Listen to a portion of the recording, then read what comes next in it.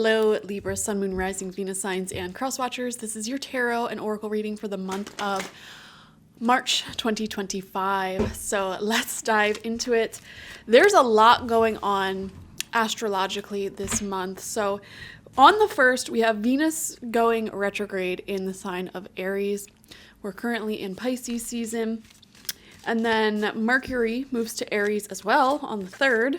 And then on the 14th, we have a lunar eclipse in Virgo, thus starting off the infamous eclipse season. Now, I will be offering readings for each zodiac sign for the eclipse season to see what this eclipse season will bring you. If you're unfamiliar, eclipse seasons are times of massive, massive change. A lot of major endings in your life probably happened on an eclipse season or around an eclipse season. They happen twice a year, okay? So they start off with the first eclipse. So this first eclipse will be a lunar eclipse in Virgo, 14th of March. And then the second eclipse would be on the 29th, which is the Aries solar eclipse, okay? So in between those two dates, massive time of endings, change, things leaving your life, particularly with Virgo and Aries being the forefront here. This is a lot of personal endings, ways in which we work, the things that we are responsible for in life. Okay, saying, I am no longer responsible for this. I am no longer responsible for this person's well-being or for this or that or whatever. So pay attention to any changes that you feel leading up to these dates. Basically, the whole month of March, we're going to be under this influence of the eclipse season one way or another. So very, very major astrological changes happening there. So, and then on top of that, on the 15th, we have Mercury going retrograde, which happens a lot. So, nothing to worry about. But, we have Venus retrograde, Mercury retrograde. It's a whole lot of retrograding on top of an eclipse season. And then, Venus retrograde moves into Pisces on the 27th, and then on the 29th, we have that solar eclipse we talked about, and also Mercury retrograde moves into Pisces. The day after that, this is the last weekend of March, we have Neptune moving into Aries. This is a major, major astrological change because Neptune does not switch signs very often. So this will be a massive collective global shift taking place at the end of March. But we, especially the sensitive folks, will be feeling this shift leading up to it. So Neptune is moving into Aries. Neptune rules over our relationship with the unseen realms, with spirit, our third eye, our psychic abilities, telepathy, things like that. And it's moving into Aries, a sign that is all about the self. And so I do feel, unfortunately, that this will bring out a lot of dogmatic spiritual and religious behavior in people. So pay attention to that. Try not to fall victim of that. Try not to be dogmatic in your beliefs, like this is the way it is and that's how it is. And my way of doing things spiritually or religiously, I'm going to project that onto everyone. Do not do that. Okay. On the plus side, this shift that's happening at the end of March can be a really great time for you to take your spiritual practices and really sort of let them serve you in a different way. So your spirituality, your views on the world can be changing at this time, quite frankly. Like the ways in which you view life, your beliefs, your moral code can be altering. And, you may be seeing this all around you at this time in the people around you, their belief systems, their political beliefs, their, the way that they handle themselves in relationships. These things may be changing. So Libra, let's take a look into your personal reading. We have faith coming through with the third eye chakra for March. Wow. Very, very intense chakra message here, given that we were just talking about Neptune moving into Aries. I definitely feel like your faith in the unseen realms in the universe is really increasing. It feels like there's a third eye awakening happening. Even if you're already very psychic, if you consider yourself a shaman, a priestess of any sort, like already really in touch with this side of life, it could be getting even more powerful. Having really insane spiritual experiences. You may also be connecting with other spiritually minded individuals. I've noticed that there are certain locations on the planet, as well as certain people, like just their aura, their energy, that really, really makes the veil between the physical and non-physical thin. Okay, so you may have been visiting a place like that, or will visit a place like that in March, or even know a person like that, or sometimes even an object can bring about that energy. For example, actually, a good example of this would be amethyst. Amethyst carries that vibration that we were just talking about. Also, afghanite, if I have one. Afghanite. This is a rare piece of afghanite. It doesn't really look like it. Usually it's more blue. But this also has that same vibration of sort of opening your third eye up, connecting you to the unseen realms, clearing your consciousness, making you more consciously aware. Okay, so that may be something that is occurring for you as well, Libra. We have, wow, from the Fairy Wisdom Oracle, you have the Shaman Fairy coming out. Wow.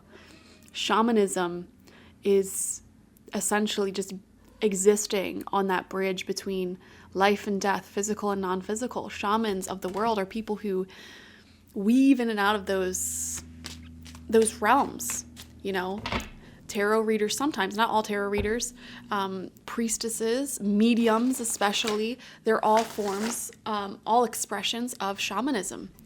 So we see you really, like we said, connecting with that third eye and having deeply spiritual experiences. Wow.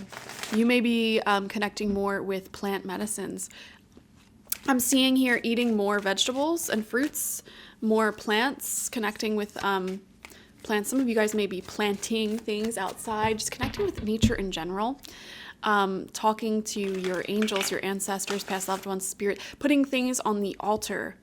I'm just seeing a ton of spiritual work, and it's just so different because, you know, all of your past readings, Libra, I mean, nothing like this was really strongly coming out for you, and it's like all of a sudden you're finding yourself drawn to the more esoteric ways of life, you know, the more ethereal and spiritual side of life is really being pulled out of you in March.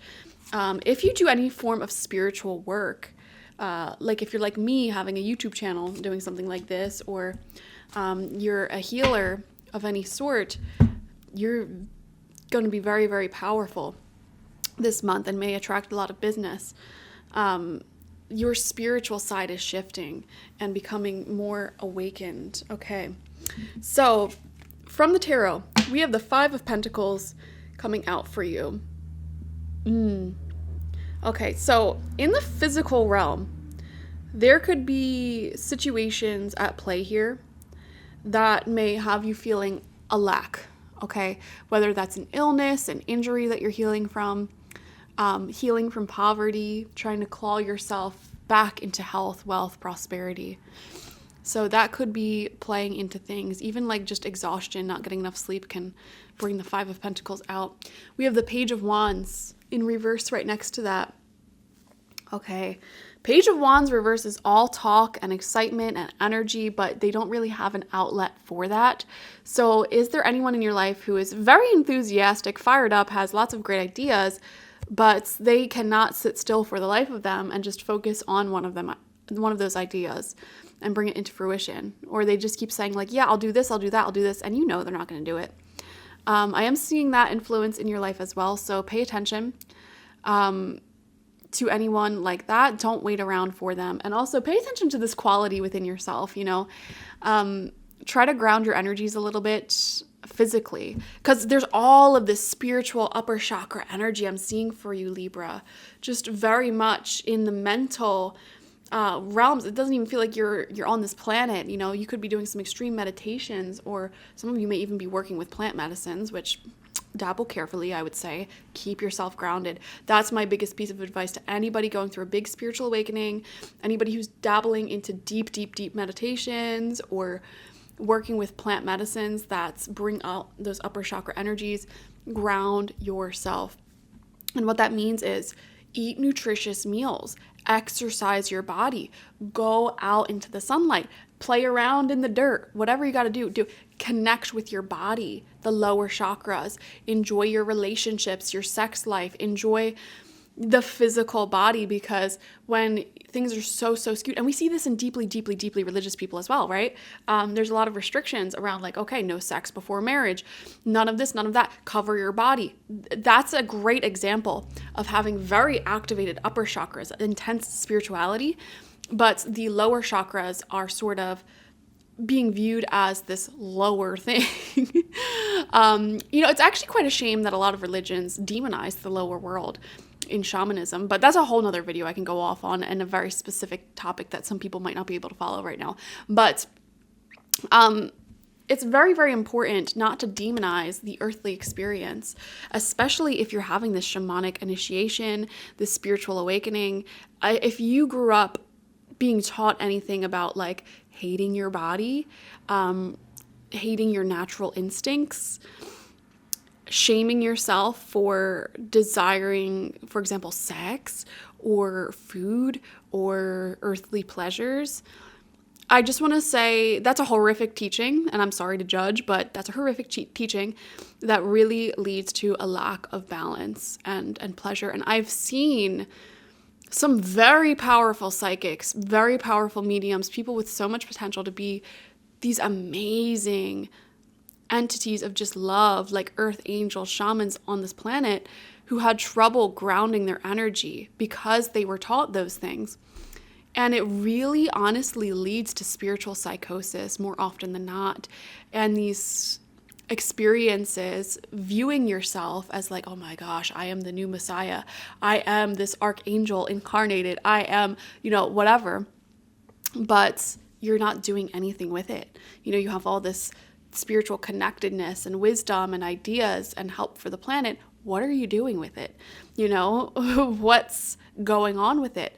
And it doesn't have to just be spiritual. This could be creative as well. You could be a creative genius, having so many ideas, just so intelligent. And you may know that you're more intelligent than the average person, but it doesn't matter if you're not doing anything with it physically. Okay, so keeping yourself grounded will keep you sane, first and foremost. It will keep you sane. It will keep you just level-headed, and don't fall into the common pitfall that I see a lot of people falling into when they have these major awakenings of neglecting your physical life, physical reality. You're not going to lose out on the insights you've been having by enjoying your physical body and by spending some time in routine and spending some time, prioritizing things like getting money and enjoying the earthly pleasures. You know what I mean? So there you go. And another great example of this is these major gurus in like Hinduism, for example, starving themselves. You're starving the lower chakras and really connecting with the upper chakras. That's not the answer. Balance is the answer, okay? We have the Star in reverse, which is literally the card of mediumship and manifestation, belief in oneself, bringing these amazing ideas down into physical reality, manifesting it. Okay, there's a lot of potential to do that this month, especially with eclipse season, because eclipse season, the energy is much more malleable. A lot of intense change can happen in a short amount of time. So this is coming out in reverse because it's like the ideas are there, the upper chakra energy is there, the connectedness is there.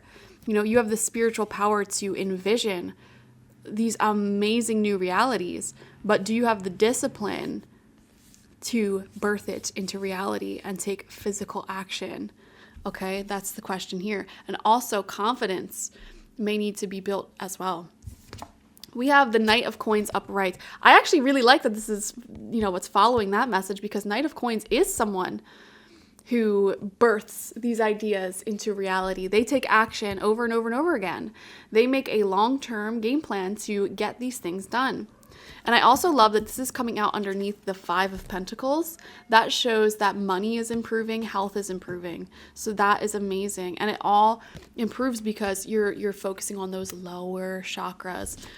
We have temperance, balance, creating that balance. Yes, there's like a spiritual balancing act that is going on here, which is just so beautiful, so amazing. I love it. There could be some intense change all around you this month. Of course, with eclipse season, there's intense change all around you. Emotions may be very high in your friends, your family, etc., etc.